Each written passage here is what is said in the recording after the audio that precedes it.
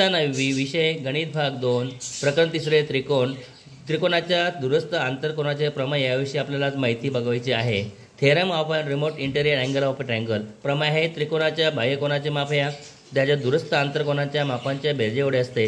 यासाठी या ठिकाणी आकृती काढली त्रिकोण PQR आणि हा एस हा बिंदू वाढवलेला आहे. पक्ष त्रिकोण PQR या त्रिकोणाचा कोन PRS हा बाह्यकोन आहे.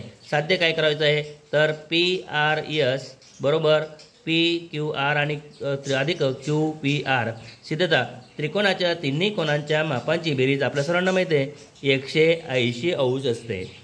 म्हणून त्रिकोण PQR अधिक त्रिकोण QPR अधिक त्रिकोण PRQ या दोघांची बेरीज येणार आहे 180.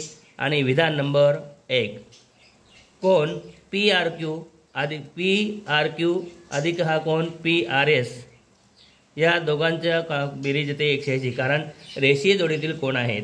विधान 1 आणि विधान 2 वरून कोन PQR अधिक कोन QPR अधिक कोन PRQ बरोबर कोन PRQ अधिक कोन PRS हे दोघं समान आहेत.